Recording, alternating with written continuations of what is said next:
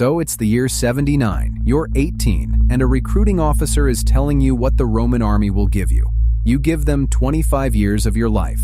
In exchange, you get a wage, a plot of land at the end, and a guaranteed funeral. He says the wage like it's a lot of money, and standing there at 18, you've got no real way of knowing whether it is. Nobody mentions the deductions. There are going to be a lot of deductions. First, there's screening, which turns out to be mostly paperwork. A clerk checks that you're a Roman citizen because the legion won't take anyone who isn't. And then he takes your age, measures your height, and looks you over like livestock. You'd assumed that joining an army would involve a weapon at some point. It's a background check with a tape measure. You pass, and somebody hangs a little lead tag round your neck in a leather pouch with your name scratched into it. Then somebody counts 3 gold coins into your hand, 75 denarii, to get yourself to the fort. And it's more money than you've ever held at once, which confuses you slightly because you haven't sworn anything yet. You're not in the army. You haven't agreed to a single thing, but you've been labeled, filed, and paid because Rome does the paperwork first. Rome always does the paperwork first. Then you swear the oath. You'll do whatever the emperor commands, you'll never desert, and you'll never avoid death for the Roman state. It's that third one you keep turning over afterwards. And somewhere in the same breath, you've also lost the right to marry. So if there's a girl at home you had plans with, the army has just decided she doesn't legally exist. So welcome to the bottom. You're a ranker now, the ordinary legionary. And for the first time, you're drawing an actual wage, because recruits don't get one. 225 denarii a year, which turns out to be about 3 times the travel money they gave you, spread across 12 months. There are about 5,000 of you split into 10 cohorts, and your unit's called a century, which you assume means 100 men. It's 80. Nobody can tell you why, and nobody's fixed it in 300 years. You get a tent, 7 roommates, and a mule, and they charge you for it. A normal day's march is 20 Roman miles in about 5 hours, and you do it with 30 to 45 kilos on your back. Armor, shield, spears, tools, food, and the stakes for the camp wall you'll be building when you get there. By the 3rd week, you've stopped noticing the weight and started noticing your feet. The men who did this got nicknamed the Mules of Marius, and the name stuck for centuries. Then your first payday comes round, and this is where you find out how the arrangement actually works. Nobody hands you 225 denarii. They hand you a share of it, and then a clerk starts reading out what you owe. Barley for the mule, your food, your boots, the straps that hold the boots on, and a shirt. They are charging you for a shirt, and you'd assume that's just your unit, or a clerk having fun with the new arrivals. It isn't. One of these pay records survived, and it belongs to a soldier called Gaius Messius, serving in Judea at almost exactly this time. He's down for 50 denarii. 16 of it goes on barley, 20 on food, 5 on boots, 2 on straps, and 7 on a shirt. Add it up and it comes to 50.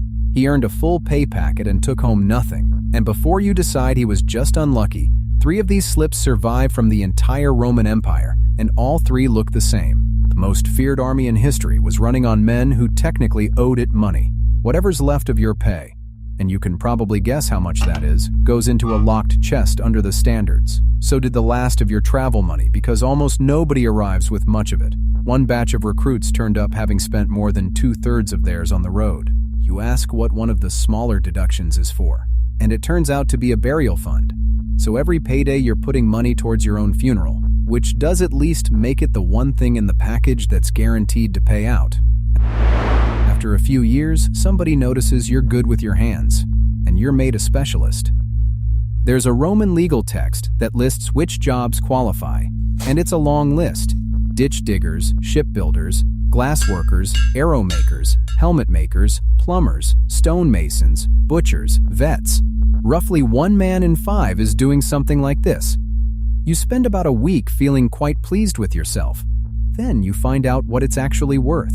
You stop digging ditches, you stop digging latrines, you stop hauling. And your pay stays exactly, precisely, to the coin, where it already was. You've been promoted into the same salary. Rome worked out the title instead of a raise about 1800 years before your manager did.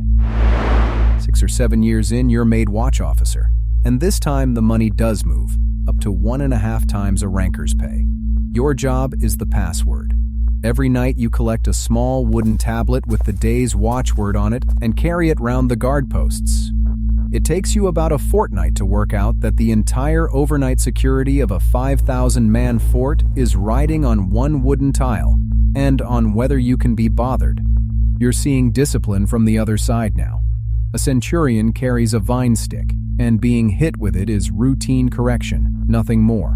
But deserting, stealing inside the camp, or a third offense can get a man beaten to death. And the part you can't stop thinking about is who does the beating. Not an executioner, not the officers. It's the other men in his tent, the ones he eats with every night. Because if the punishment comes from your friends, there's nobody left for you to be angry at. This is about the point where you'd expect decimation. 1 man in 10 picked at random and beaten to death by the other 9. It isn't going to happen to you, and it almost certainly never happened to anyone you'd meet. All of Roman history, there are only about 11 recorded cases. The best documented one is from centuries before any of this, and historians aren't even sure the earliest ones happened. It's the most famous thing about the Roman army, and it's the thinnest evidence we've got.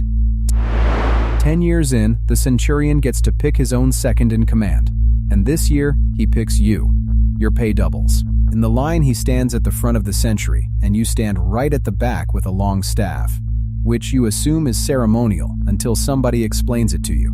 You're standing there so that none of the 80 men in front of you can leave. Off the field, you're running the training and the duty roster, and if the centurion goes down, you take over on the spot, which is not something anybody warns you about in advance. So you're middle management with a stick. 12 years in, you move up to standard bearer, still on double pay, carrying the sentry's flag into battle with an animal skin over your helmet. What you don't expect is the second half of the job, because the standard bearer is also the unit's banker. That locked chest under the standards, the one every man in the century has been paying into, is now yours to open.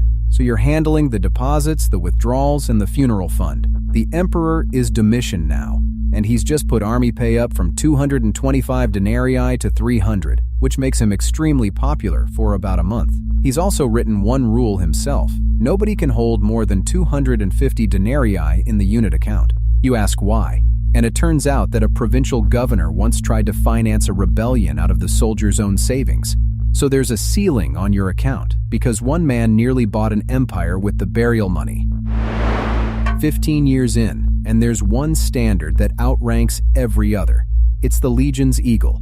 There's exactly one of them. One man carries it, and this year that man is you. If you're not an officer, it's the most prestigious thing you can be handed in the entire army. It takes you a while to work out that it's also the most dangerous. In the year 9, 3 legions marched into the Teutoburg forest in Germany and were destroyed. Somewhere between 15 and 20,000 men died, and all 3 eagles were lost. Rome spent the next 30 years hunting them down, got 2 back under Germanicus, and the last one under Claudius, and those 3 legion numbers were never used again. Every man who has ever carried an eagle knows that story. You are now the man carrying the eagle.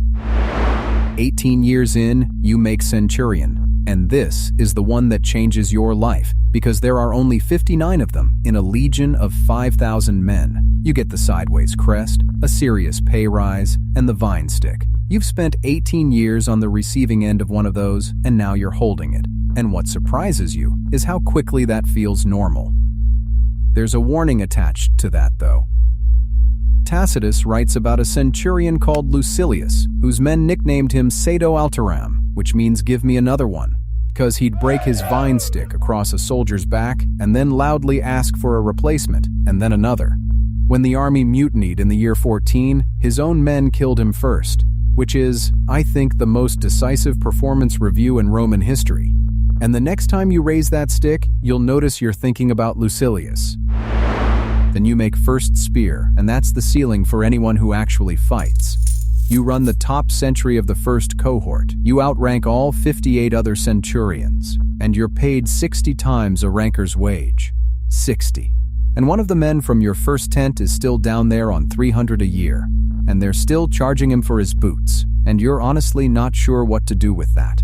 The money isn't the real prize, and it takes you a while to understand that. When you retire, you move up into the second highest class in Roman society. Your discharge payment is somewhere around 600,000 sesterces, while an ordinary soldier that same year gets 12,000. You didn't get a pay rise, you changed class. 20-odd years in, there's exactly one job left that you can actually reach, and you get it. As camp prefect, you run the fortress, the engineering, the supplies, and the artillery. And you're third in command of the entire legion, which makes you the chief operating officer of a small city, and the city exists to kill people. You haven't drawn a sword in anger for years. You sign things now.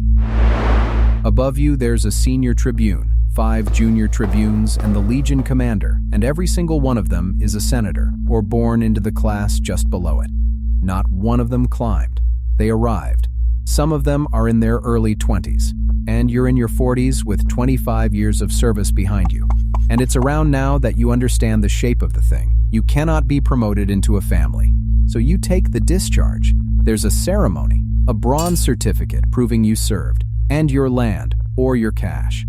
And you find yourself thinking about that first morning, and the clerk, and the little lead tag they hung round your neck before you'd agreed to anything at all. Because after 25 years of being charged for your boots, your food, your clothes, and your own funeral, that tag is the only thing they never charged you for.